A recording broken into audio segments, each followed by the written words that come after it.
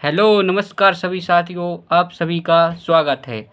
आज हम अपने वर्ग और समचतुर्भुज का कॉन्सेप्ट क्लियर कर रहे हैं। जैसा कि आप सभी जानते हैं, वर्ग है क्या है, जिसकी चारों भुजाएं बराबर हों। ये हमने क्या माना है, एक वर्ग। ये भुजाएं इसकी कैसी हैं, बराबर। बराबर मतलब ए बी है जो, इसको हमने ई मान लिया, और बी सी है, ये भी कैसी होगी, ए होगी। तभी तो इसकी चारों भुजाएं कैसी होंगी, बराबर। अब हम क्या बता रहे हैं, वर्ग से हम लात मारकर समचतुर्भुज का कॉन्सेप्ट क्या करेंगे, क्लियर करेंगे।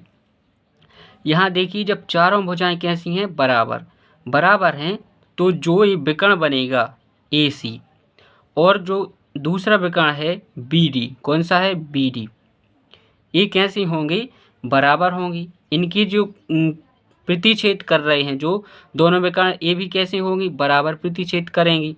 अब समचतुर्भुज में क्या होता है, जो कोण बनता है, चार कोण बनेंगी, इनका मान क्या होता है, 90 अंश होता है। 90 अंश क्यों होता है, क्योंकि इसकी जो चारों भुजाएं हैं वो बराबर होती हैं, तो इस कारण से जो कोण बन रहे हैं वो कैसे होते हैं, 90 अंश होते हैं।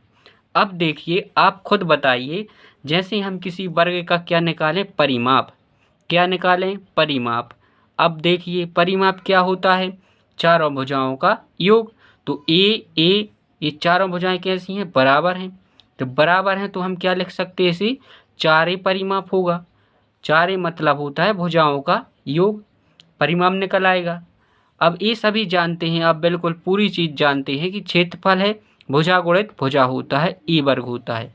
हमें कॉन्सेप्ट क्लियर करना है, चाहे हमें लात मार कर याद हो या कुछ अलग तरीके से। ये है कॉन्सेप्ट, ये कहीं बुकों में नहीं लिखा, ये हम क्या कर रहे हैं, आपको याददाश्त रहे बिल्कुल पक्की, इस कारण से बता रहे हैं कि कौन कौन सी चीज़ें बदलेंगी और कौन कौन सी नहीं।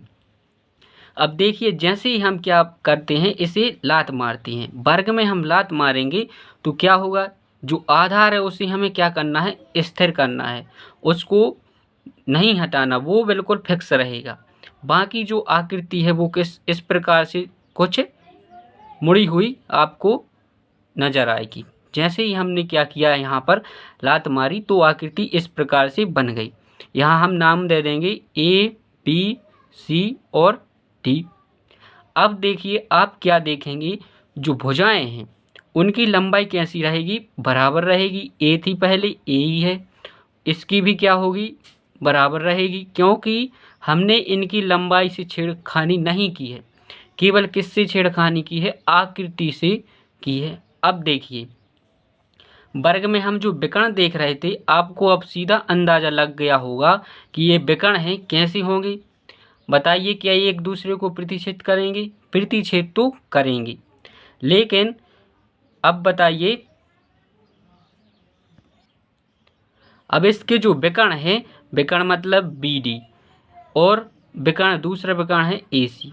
बी डी है जो क्या कर रहा है, प्रतिच्छेद कर रहा है, तो ये कैसी होंगी, बराबर होंगी, बराबर प्रतिच्छेद करेंगी।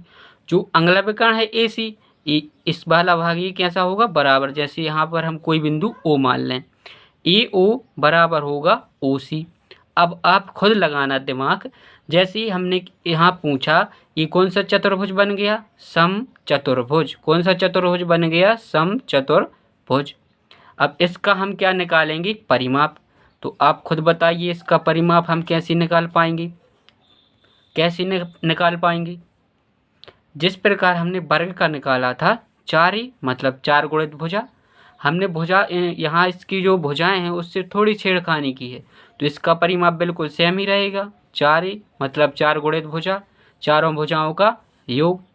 अब जैसी बात आती है इनके कोणों की, कि जो वर्ग रहता था, इसकी जो कोण बन रहे हैं, चारों कोण, वो कैसे थे, 90 अंश की। कैसे थे, 90 अंश की।